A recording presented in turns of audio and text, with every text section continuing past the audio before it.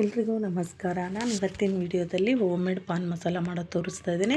ಈ ಪಾನ್ ಮಸಾಲಾನ ನಾವು ಮನೆಯಲ್ಲೇ ತುಂಬ ಈಸಿಯಾಗಿ ಮನೆಯಲ್ಲೇ ಸಿಗುವಂಥ ವಸ್ತುಗಳನ್ನು ಹಾಕ್ಕೊಂಡು ಮಾಡ್ಕೋಬೋದು. ತುಂಬ ಈಸಿಯಾಗಿ ಮತ್ತು ಟೇಸ್ಟಿಯಾಗಿ ಇರುತ್ತೆ ಇದು. ಆಮೇಲೆ ಹೆಲ್ತಿಗೂ ಕೂಡ ತುಂಬ ಒಳ್ಳೆಯದಲ್ವಾ. ಇನ್ನೇನು ಶ್ರಾವಣ ಮಾಸ ಬಂತು, ಆಮೇಲೆ ಉಡಿ ಕೊಟ್ಟಿರ್ತಾರಲ್ವ, ತಾಂಬೂಲ ಕೊಟ್ಟಿರ್ತಾರೆ, ಎಲೆಗಳು ತುಂಬ ಜಾಸ್ತಿ ಇರುತ್ತೆ. ಆ ಒಂದು ಟೈಮಲ್ಲಿ ಇದನ್ನು ನಾವು ಈಸಿಯಾಗಿ ಮಾಡಿಟ್ಕೋಬೋದು. ಬನ್ನಿ ಹಾಗಿದ್ರೆ ಯಾವ ಥರ ಮಾಡೋದು ಅಂತ ನೋಡ್ಕೊಂಬರೋಣ. ಎಲೆನ ನಾನು ಇಲ್ಲೊಂದು ಸುಮಾರು ಒಂದು 60 ಎಲೆ ತೊಗೊಂಡಿರೋದು. ಅದು ಎಲ್ಲ ಎಲೆಗಳನ್ನು ಈ ಥರ ಚೆನ್ನಾಗಿ ವಾಶ್ ಮಾಡಿ ಇಟ್ಕೋಬೇಕು. ನೀರಲ್ಲಿ ಚೆನ್ನಾಗಿ ವಾಶ್ ಮಾಡಿಬಿಟ್ಟು ನೀಟಾಗಿ ಒಂದು ಕಾಟನ್ ಬಟ್ಟೆಯಿಂದ ಈ ಥರ ನೀಟಾಗಿ ಎಲೆಯಲ್ಲಿ ನೀರಿನ ಅಂಶ ಸ್ವಲ್ಪನೂ ಇಲ್ಲದೆ ಇರೋ ಥರ ಚೆನ್ನಾಗಿ ಈ ಥರ ಒರೆಸ್ಬಿಟ್ಟು ಆಮೇಲೆ ಒಂದು ಸ್ವಲ್ಪ ಹೊತ್ತು ಹಂಗೆ ಇಟ್ಬಿಡೋಣ. ಚೆನ್ನಾಗೆಲ್ಲ ಡ್ರೈ ಆಗಲಿ. ಇದು ನೀರಿನ ಅಂಶ ಇತ್ತು ಅಂದರೆ ಇದು ತುಂಬ ದಿನ ನಾವು ಸ್ಟೋರ್ ಮಾಡಿ ಇಟ್ಕೊಳ್ಳೋಕ್ಕಾಗಲ್ಲ. ಸೊ ಹಾಗಾಗಿ ನಾನು ನೀಟಾಗೆಲ್ಲ ಈ ಥರ ನೀರಿನ ಅಂಶ ಹೋಗಂಗೆ ಒರೆಸ್ಬಿಟ್ಟು ಆಮೇಲೆ ಒಂದು ಬುಟ್ಟಿಯಲ್ಲಿ ನಾನು ಇಲ್ಲ ಈ ಕಾಟನ್ ಬಟ್ಟೆ ಮೇಲೆ ಹಾಕಿಬಿಟ್ಟು ಹಂಗೆ ಇಡ್ತೀನಿ. ಫುಲ್ ಎಲ್ಲ ಚೆನ್ನಾಗಿ ಡ್ರೈ ಆಗೋವರೆಗೂ ಈ ಥರ ಎಲ್ಲದನ್ನು ಮಾಡಿ ಇಟ್ಕೊತೀನಿ ನಾನು. ಈ ಥರ ಮಾಡಿ ಇಟ್ಕೊಳ್ಳೋದ್ರಿಂದ ಚೆನ್ನಾಗಿ ಅನಿಸುತ್ತೆ ಪಾನು. ಅದು ನೀರು ಥರ ಆಗಲ್ಲ. ಆಮೇಲೆ ಎಲ್ಲ ಒಣಗಿದ ಆದಮೇಲೆ ಈ ಥರ ನೋಡಿ ಈ ತೊಟ್ಟು ಅಂತೀವಲ್ವ, ಇದನ್ನೆಲ್ಲ ತೆಗ್ದು ಇಟ್ಕೋಬೇಕು. ಎಲ್ಲ ತೆಗ್ದು ಅಷ್ಟು ಎಲ್ಲದನ್ನು ತೆಗ್ದು ಇಟ್ಕೊಳ್ಳೋಣ. ತೆಗ್ದು ಇಟ್ಕೊಂಡು ಆದಮೇಲೆ ಇದನ್ನು ನಾವು ಚಿಕ್ಕದಾಗಿ ಕಟ್ ಮಾಡಿ ಇಟ್ಕೋಬೇಕು. ಸುಮಾರು ನಾನಿಲ್ಲಿ ಒಂದು 50ರಿಂದ 60 ಎಲೆಯಷ್ಟು ನಾನು ತೊಗೊಂಡಿರೋದು. ಚಿಕ್ಕದು ಎಲೆ, ನಾಟಿ ಎಲೆನೂ ಇತ್ತು. ಆಮೇಲೆ ಇದು ಮೈಸೂರು ಎಲೆ ಅಂತೀವಲ್ವ, ಇದು ಎರಡು ಇದನ್ನು ಸ್ವಲ್ಪ ಸ್ವಲ್ಪ ಹಾಕ್ಕೊಂಡಿದ್ದೀನಿ ನಾನು. ಇದನ್ನು ನೀಟಾಗಿ ಸಣ್ಣದಾಗಿ ಕಟ್ ಮಾಡ್ಕೋಬೇಕು. ಈ ಥರ ಚೆನ್ನಾಗಿ ಕಟ್ ಮಾಡಿಕೊಂಡು ಎಲ್ಲದನ್ನು ಆಮೇಲೆ ನಾವು ಇದನ್ನು ಯೂಸ್ ಮಾಡ್ಕೋಬೇಕು. ಸ್ವಲ್ಪ ಹೊತ್ತು ನೀರಿನ ಅಂಶ ಹೋಗೋವರೆಗೂ ಒರೆಸಿ ಆದಮೇಲೂ ಫುಲ್ ಡ್ರೈ ಆಗೋವರೆಗೂ ಬಿಟ್ಕೊಂಡು ಆದಮೇಲೆ ಈ ಥರ ಮಾಡಿ ಇಟ್ಕೋಬೇಕು. ಈ ಥರ ಮಾಡ್ಕೊಳ್ಳೋದ್ರಿಂದ ನಾವು ಎಲೆ ಜಾಸ್ತಿ ಇದ್ದಾಗ ಈ ಥರ ಮಾಡಿಟ್ಕೋಬೋದು. ಹೆಲ್ತಿಗೆ ತುಂಬ ಒಳ್ಳೆಯದು. ಊಟ ಆದಮೇಲೆ ಒಂದು ಸ್ಪೂನ್ ಹಾಕ್ಕೊಂಡ್ರೆ ಆಮೇಲೆ ಬಾಣಂತಿಯರ್ಗೂ ಚೆನ್ನಾಗಿ ಅನಿಸುತ್ತೆ ಇದು. ಈ ಥರ ಮಾಡ್ಕೊಳ್ಳೋದ್ರಿಂದ ನೋಡಿ ಎಲ್ಲದನ್ನು ಈ ಥರ ಕಟ್ ಮಾಡಿ ಇಟ್ಕೊಂಡಿದ್ದೀನಿ. ಕಲ್ಲು ಸಕ್ಕರೆ ತೊಗೊಂಡಿರೋದು ನಾನಿಲ್ಲಿ. ಕಲ್ಲು ಸಕ್ಕರೆ ಮತ್ತು ಬಜ್ಜಿ ಎರಡನ್ನೂ ಪುಡಿ ಮಾಡಿ ಇಟ್ಕೊಂಡಿದ್ದೀನಿ.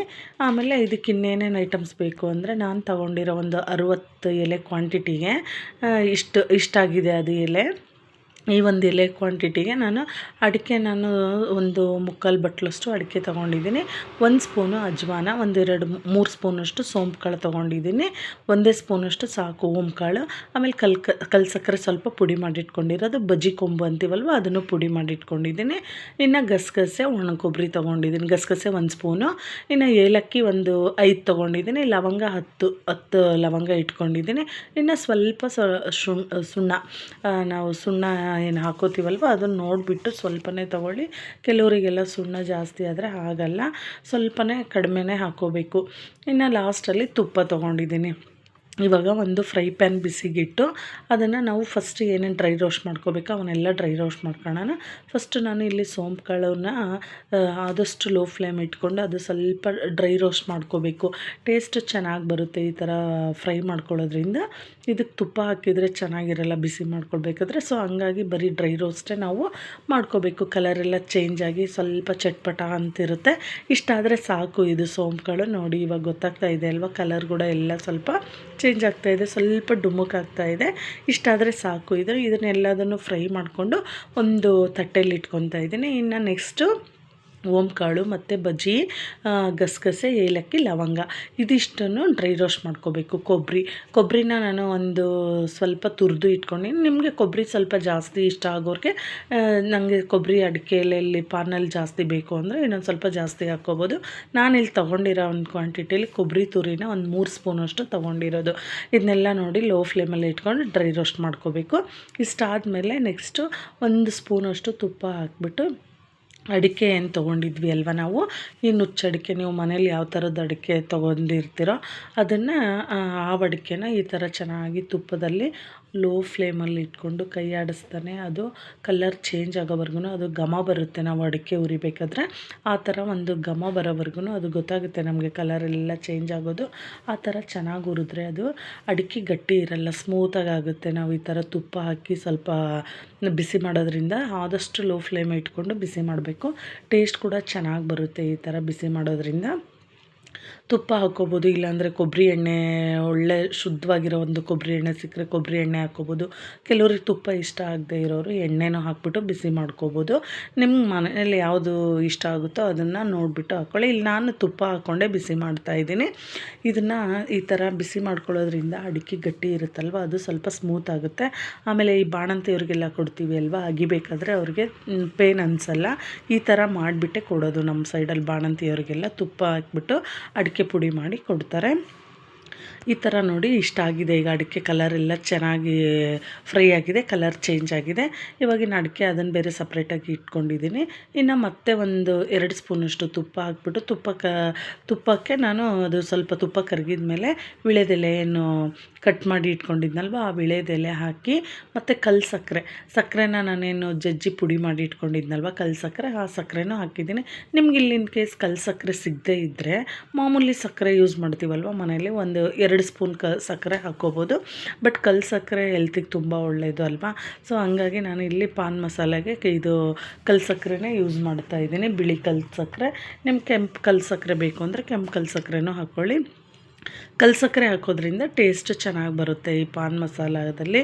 ಹಂಗಾಗಿ ನಾನಿಲ್ಲಿ ಸಕ್ಕರೆ ಹಾಕ್ಕೊತಿದ್ದೀನಿ. ಇನ್ ಕೇಸ್ ಶುಗರ್ ಇರೋರು ಸಕ್ಕರೆನ ಆಪ್ಷನಲ್ಲು, ಬೇಡ ಅಂದರೆ ಬಿಡ್ಬೋದು. ಇದು ಬೇಕು ಅಂದರೆ ಮಾತ್ರ ಹಾಕ್ಕೊಳ್ಳಿ.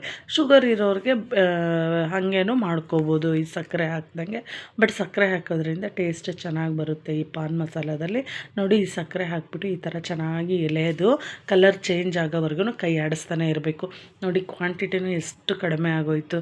ಎಲೆದು ಇಷ್ಟ ಆದರೆ ಸಾಕು. ಇದು ಚೆನ್ನಾಗಿ ಫ್ರೈ ಆಗಿದೆ. ಇವಾಗ ಸ್ಟವ್ ಆಫ್ ಮಾಡಿಬಿಟ್ಟು ಅದನ್ನು ತಣ್ಣಗಾಗಕ್ಕೆ ಬಿಟ್ಟಿದ್ದೀನಿ ನಾನು. ಇದು ಸ್ಟವ್ ಆಫ್ ಮಾಡಿ ಆದಮೇಲೆ ಸುಣ್ಣ ಏನು ತೊಗೊಂಡಿದ್ನಲ್ವ, ಆ ಸುಣ್ಣನೂ ಹಾಕ್ಬಿಟ್ಟು ಚೆನ್ನಾಗಿ ಎಲೆಯಲ್ಲೇ ಮಿಕ್ಸ್ ಮಾಡೋಣ. ಎಲೆಯಲ್ಲೇ ಎಲ್ಲ ನೀಟಾಗಿ ಮಿಕ್ಸ್ ಮಾಡಿಬಿಟ್ಟು ಒಂದು 1/2 ಅವರ್ ನಾನು ತಣ್ಣಗಾಗಕ್ಕೆ ಬಿಟ್ಟಿದ್ದೀನಿ. ಅಡಿಕೆ ಸೋಂಪು ಎಲ್ಲದು ತಣ್ಣಗಾಗಿದೆ. ಒಂದು 1/2 ಅವರ್ ಆದಮೇಲೆ ಒಂದು ಮಿಕ್ಸಿ ಜಾರ್ ತೊಗೊಂಡು ಫಸ್ಟ್ ನಾನು ಅಡಿಕೆ ಮಾತ್ರ ಹಾಕ್ಕೊತಾ ಇದ್ದೀನಿ. ಅಡಿಕೆ ಮತ್ತು ಇದೇನು ಬಜಿ ಕೊಂಬೆ ನಾವು ಅದನ್ನು ಇಟ್ಕೊಂಡಿದ್ನಲ್ವ, ಆ ಬಜಿ ಕೊಂಬು ಮತ್ತು ಏಲಕ್ಕಿ, ಲವಂಗ ಇದಿಷ್ಟನ್ನು ಅಡಿಕೆ ಪೌಡ್ರ್ ಮಾಡ್ಕೋತೀವಲ್ವ, ಅದನ್ನು ಇದ್ರ ಜೊತೆನೇ ಹಾಕ್ಬಿಟ್ಟು ಈ ಥರ ಪೌಡ್ರ್ ಮಾಡ್ಕೋಬೇಕು. ಪೌಡ್ರ್ ಮಾಡ್ಕೊಂಡು ಆದಮೇಲೆ ಕೊಬ್ಬರಿ ಮತ್ತು ಓಂಕಾಳು, ಸೋಂಪು, ಗಸಗಸೆ ಮತ್ತು ಕೊಬ್ಬರಿ ಎಲ್ಲದನ್ನು ಹಾಕ್ಕೊಂಡು ಮತ್ತೆ ಒಂದು ರೌಂಡ್ ನೀಟಾಗಿ ಮಿಕ್ಸ್ ಮಾಡ್ಕೊಳ್ಳೋಣ. ಎಲ್ಲ ಚೆನ್ನಾಗಿ ಈ ಥರ ಮಿಕ್ಸ್ ಆಗಲಿ. ಫುಲ್ ನೈಸು ಮಾಡ್ಕೋಬಾರ್ದು, ತರಿಯಾಗಿರಬೇಕು. ಇನ್ನು ಲಾಸ್ಟಲ್ಲಿ ನಾವೇನು ಎಲೆನ ಹುರಿದು ಇಟ್ಕೊಂಡಿದ್ವಿ ಅಲ್ವಾ, ಆ ಎಲೆನೂ ಹಾಕ್ಕೊಂಡು ಮತ್ತೆ ಒಂದು ರೌಂಡು ನೀಟಾಗಿ ಮಿಕ್ಸ್ ಮಾಡ್ಕೋಬೇಕು. ತುಂಬ ನೈಸಾಗಿ ಮಾಡ್ಕೊಂಡ್ರೆ ಟೇಸ್ಟ್ ಚೆನ್ನಾಗಿರಲ್ಲ. ಸ್ವಲ್ಪ ರಫಾಗಿ ತರಿಯಾಗಿಯೇ ಇರಲಿ. ನೋಡಿ, ಈ ಎಲೆ ಎಲ್ಲನೂ ಹಾಕ್ಕೊಂಡ್ಬಿಟ್ಟು ಜಸ್ಟ್ 1 ಸೆಕೆಂಡ್ ಮಾತ್ರ ಈ ಥರ ಮಾಡಿಕೊಂಡ್ರೆ ಆರೋಗ್ಯಕರವಾದ ಒಂದು ಟೇಸ್ಟಿಯಾಗಿರ್ತಕ್ಕಂಥ ಒಂದು ಪಾನ್ ಮಸಾಲ ರೆಡಿ ಆಯಿತು. ನಾವು ಮನೆಯಲ್ಲೇ ಆರಾಮಾಗಿ ಈಸಿಯಾಗಿ ಮಾಡ್ಕೋಬೋದು. ಈ ಎಲೆ ಏನಾದರೂ ತುಂಬ ಎಲೆಗಳು ಇರುತ್ತಲ್ವ ಮನೆಯಲ್ಲಿ, ಅದನ್ನು ಒಣಗೋಗ್ಬಿಡುತ್ತೆ. ಒಣಗೋಗೋದಕ್ಕಿಂತ ಮುಂಚೆ ಈ ಥರ ಮಾಡಿ ಇಟ್ಕೊಂಡು ಆಮೇಲೆ ಏರ್ ಟೈಟ್ ಒಂದು ಬಾಕ್ಸಲ್ಲಿ ಹಾಕಿ ಇಟ್ಕೋಬೇಕು. ಇದನ್ನು ಸುಮಾರು ಒಂದು 2 ರಿಂದ 3 ತಿಂಗಳು ಇದನ್ನು ನಾವು ಯೂಸ್ ಮಾಡ್ಕೋಬೋದು, ಚೆನ್ನಾಗಿರುತ್ತೆ. ಆಮೇಲೆ ಗ್ಯಾಸ್ಟ್ರಿಕ್ ಏನಾದರೂ ಇದ್ದರೆ, ಡೈಜೆಷನ್ ಬೇಗ ಆಗಲ್ಲ ಅಂದರೆ, ಊಟ ಮಾಡಿದ್ದು ಹೊರಗಡೆ ಎಲ್ಲಾದರೂ ತಿಂದು ಬಂದಾಗೆ 1 ಸ್ಪೂನ್ ಹಾಕ್ಕೊಂಡ್ರೆ ಬೇಗ ಡೈಜೆಷನ್ ಆಗುತ್ತೆ, ಚೆನ್ನಾಗೂ ಅನಿಸುತ್ತೆ. ನಿಮಗೂ ಏನಾದರೂ ಈ ಥರದ್ದು ಬೇಕು ಅಂದರೆ ಆರಾಮಾಗಿ ಮನೆಯಲ್ಲೇ ಸಿಗುವಂಥ ಒಂದು ವಸ್ತುಗಳನ್ನು ಹಾಕ್ಕೊಂಡು ಮಾಡ್ಕೋಬೋದು, ಚೆನ್ನಾಗಿರುತ್ತೆ. ನಿಮಗೂ ಈ ವಿಡಿಯೋ ಇಷ್ಟ ಆಗಿದ್ದರೆ ಪ್ಲೀಸ್ ಲೈಕ್ ಮಾಡಿ, ಶೇರ್ ಮಾಡಿ. ಇನ್ನೂ ನನ್ನ ಚಾನಲ್ ಯಾರೆಲ್ಲ ಸಬ್ಸ್ಕ್ರೈಬ್ ಮಾಡ್ಕೊಂಡಿಲ್ಲ ಪ್ಲೀಸ್ ಸಬ್ಸ್ಕ್ರೈಬ್ ಮಾಡ್ಕೊಳ್ಳಿ. Thank you so much.